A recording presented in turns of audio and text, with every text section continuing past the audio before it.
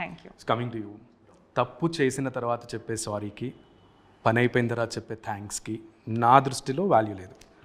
ఆ స్టేట్మెంట్ ఉంది, చాలా కనెక్టింగ్గా ఉంది. బికాస్ ఆ సెంటెన్స్లో ఉన్న డెప్త్ అర్థమయ్యే ప్రతి ఒడికి మీరు అన్నట్లుగా రెగ్యులర్గా చాలాసార్లు చెప్తూ ఉంటాం, use to say thanks, sorry, thank you, sorry, thank you, sorry. But will the Dilruba movie bring a change, a new change? I hope. నేనైతే ఒక 10-20% అయితే చేంజ్ ఓవర్ అయితే కనిపిస్తుంది. ఎప్పుడైనా ఎవరికైనా ఇమ్మీడియట్ సారీ చెప్పాలన్నా, ఇమ్మీడియట్ థ్యాంక్స్ చెప్పాలన్నా అంత ఈజీగా అయితే చెప్పట్లేదు. కొంచెం ఆ పదాలకు వాల్యూ ఇస్తున్నాను. నేను ఆ జర్నీ, ఆ క్యారెక్టరేషన్, డైరెక్టర్ చెప్పిన విధానం కావచ్చు, ఏదైనా కావచ్చు, నిజమే కదా అని అనిపించింది నాకు. మూవీ చూసిన తర్వాత అట్లీస్ట్ ఫ్యూ పీపుల్, అవును కదా ఈ పదాలతో మనం మోసం చేయొద్దు వేరే వాళ్ళని, ప్రతిదానికి థ్యాంక్స్ చెప్పేసి వాళ్ళని మస్కా కొట్టేసి వాళ్ళు ఇచ్చిన దాన్ని మళ్ళీ తిరిగి మనము వాళ్ళకి ఆఫర్ చేయలేక ఆ రోజు సారీ చెప్పి ఆ పదాలకు వాల్యూ తీయద్దు అని అనుకుంటారు అని అనుకుంటున్నాను. Let's hope.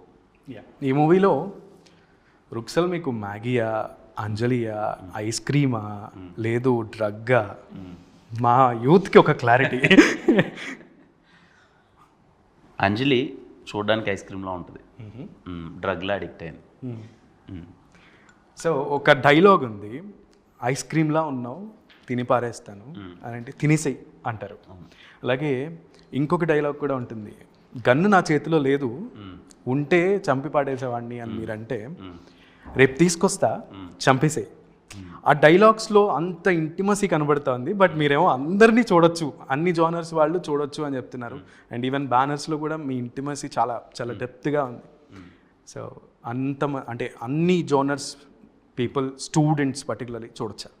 100% అండి. మీకు ఎక్కడే కానీ నాట్ ఈవెన్ రొమాంటిక్ యాంగిల్స్ కావచ్చు, లేకపోతే other perspective, any action, violence కావచ్చు, ఏది ఒక పరిధిలోనే ఉంటుంది, అంతకుమించి ఏమీ దాటి ఉండదు. సో హ్యాపీగా ఫ్యామిలీ అందరూ కూర్చొని చూడొచ్చు.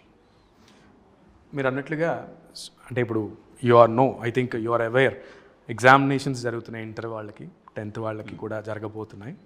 సో జనరల్గా మేము చదువుకునే రోజుల్లో ఎగ్జామ్స్ అవగానే మూవీకి వెళ్ళడం అనేది మా కాన్సెప్ట్ అవ్వగానే. సో నేను అలా చదువుకునే రోజుల్లో బాద్షా మూవీకి వెళ్ళాను. సో నేను ఒక్కడే కాదు, మా టీం మొత్తం వెళ్ళాను. So we enjoyed a lot that movie. అది బాగా గుర్తుండిపోయింది మా లైఫ్లో. సో అలా ఇప్పుడు ఎగ్జామ్స్ రాసే వాళ్ళకి దిల్రూబా గుర్తుండేటట్టు చేసే అవకాశం ఉందా?